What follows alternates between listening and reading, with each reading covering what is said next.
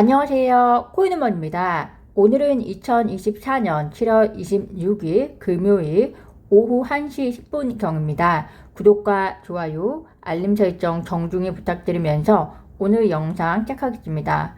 리플 최고 법률 책임자가 도널드 트럼프 전 미국 대통령에게 30만 달러, 하나로 약 4억 정도 되는 규모의 XRP를 기부했다고 합니다.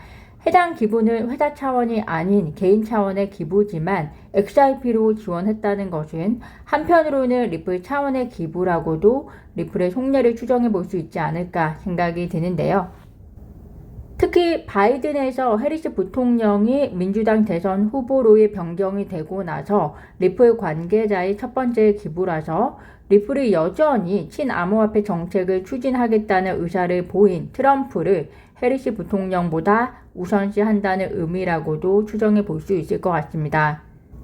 그렇지만 어제 리플 CEO 브래디 갈링하우스가 민주당 대선 후보이자 현 부통령인 카멀라 해리스에 대해서도 그녀가 반암호화폐 성향의 의원 워렌과 같은 행보를 가지 않는 한 실리콘밸리와 관련된 기술적 배경을 가진 그녀에게도 열린 마음을 가지고 있다라고 이야기했기 때문에 리플 최고 법률 책임자의 행보가 리플 CEO의 행보와는 조금은 상반된 그림으로 보이기는 합니다.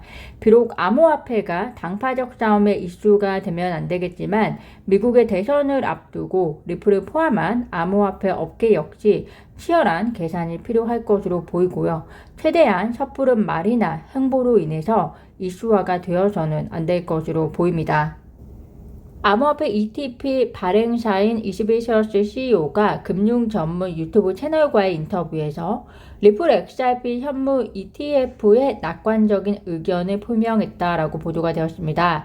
21셔츠는 리플의 충분한 리서치를 거쳤고 투자 수단으로 성장 가능성이 크다고 판단했다. 미국 법원은 리플의 비증권성을 명확히 했고 이런 규제 우려 해소는 리플 현무 ETF의 잠재적 출시의 중요한 요건이다.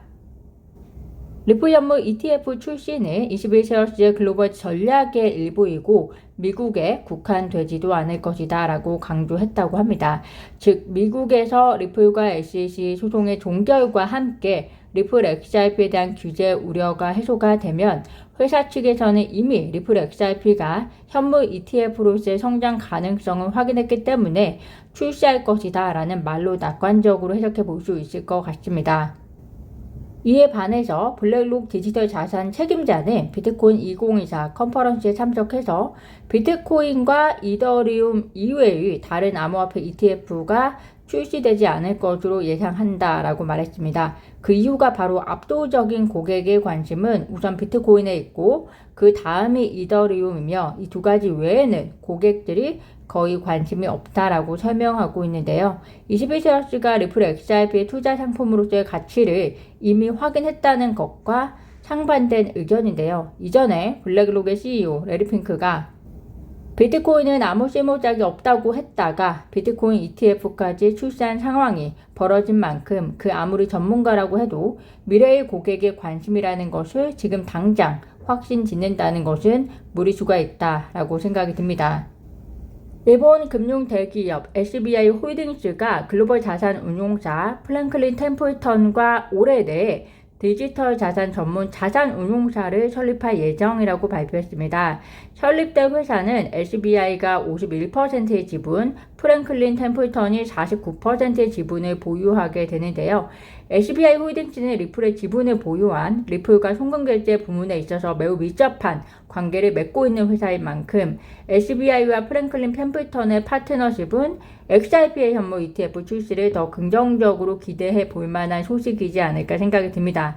물론 프랭클린 템플턴이 미국에서 비트코인 현무 ETF를 출시했기 때문에 SBI 입장에서는 자산 운용사 설립 이후에 일본 내에서의 비트코인 현무 ETF를 우선적으로 출시할 가능성이 높겠지만 다음 순서가 무엇이냐 했을 때에는 XRP가 떠오를 수 있지 않을까 생각을 해봅니다. 해당 새로운 일본 합작 회사는 프랭클린 템플턴이 선제적으로 시작했던 토큰화를 포함한 디지털 자산 증권, 즉 블록체인을 사용한 부동산이나 국채와 같은 자산의 소유권 토큰을 생성하는 것도 제공할 것으로 예상된다라고 이야기를 하고 있는데요. 이렇게 되면 XRP 레저와 기초자산 XRP의 가치도 증대될 수 있는 가능성에 대해서도 생각해 볼 수 있을 것으로 기대를 해봅니다. 암호화폐 전문 미디어 크립토 데일리가 오는 11월 미국 대통령 선거에서 어떤 후보가 당선되든 게리 겐슬러 미국 SEC 위원장이 2025년 초 사임할 가능성이 높아지고 있다라고 하면서 이 경우에 리플 XRP, 솔라나, 신규 민코인 등이 수혜 종목이 될 수 있다라고 분석했습니다. 특히 게리 겐슬러 사임 시 SEC는 리플과의 소송에서 얻은 약식 판결과 관련된 항소를 포기할 가능성이 높아지고 여기에 더해서 도널드 트럼프 공화당 대선 후보의 승리 확률이 높아진 이후에는 XRP 가격 급등이 이 같은 시나리오에 힘을 실어준다고 분석하고 있으니 참고하시면 좋을 것 같습니다. 다만 만약에 해리스 부통령이 집권이 되었을 때에도 왜 겐슬러의 사임 가능성이 높아지는지에 대해서는 분석이 없으나 굳이 추측을 해보자면 민주당 내에서도 겐슬러에 대한 신임이 많이 떨어진 것이 아닌가라는 생각을 해봅니다. 겐슬러가 현 미국 정부에 힘을 실어주기보다 무리한 집행과 그리고 업계와의 대치 구도로 인해서 오히려 미국 시민이 정부에 대한 신뢰도를 약화시키는데 일조한 것이 그 이유이지 않을까 생각을 해봅니다. 미국 뉴저지주 저지시티 시장이 연기금의 일부를 여름이 끝나기 전에 비트코인 ETF에 할당할 계획이다라고 발표했습니다. 그는 암호화폐와 비트코인의 존속 가능 여부에 대한 논쟁은 대부분 끝이 났고 암호화폐와 비트코인이 승리했다. 나는 오랫동안 암호화폐를 믿어왔다. 암호화폐를 넘어서서 블록체인이 인터넷 이후 가장 중요한 신기술 혁신 중 하나라고 생각한다 라고 말했는데요. 연기금 등의 기관의 자금 유입이 서서히 시작되는 흐름으로 볼 수 있을 것인지 관심 있게 보시면 될 것 같습니다. 이더리움이 현재 현물 ETF가 출시가 되었지만 가격적으로는 후퇴한 그림을 보여주고 있습니다. 그 이유가 그레이스케일로부터 수수료 등의 이유로 유출이 가속화되면서 이더리움 현물 ETF로의 자금 유입의 효과가 영향을 주지 못하고 있는 것인데요. 비트코인 역시 그레이스케일로부터 유출이 지속화되었지만 유입이 해당 유출을 상쇄하고도 남을 정도였기 때문에 가격을 상승시키는 역할을 했었습니다. 그런데 이더리움은 이와는 달리 유입이 못 따라오고 있다는 증빙인데요. 이왕 유출이 될 거라면 빠른 유출을 통해서 이더리움이 다음 단계를 가는 시작을 빠르게 만들어주면 좋을 것 같습니다. 비트코인 정책 단체인 비트코인 폴리시가 영국 정부에 6만 1천 비트코인 이상의 매각을 중지해달라고 요청했다는 소식입니다. 독일 정부가 비트코인 매각으로 비트코인 가격 하방에 영향을 준 상황이 경험들이 있기 때문에 투자자분들은 영국 정부의 비트코인 매각에 대해서도 관심 있게 지켜보고 있는 상황이실 텐데요.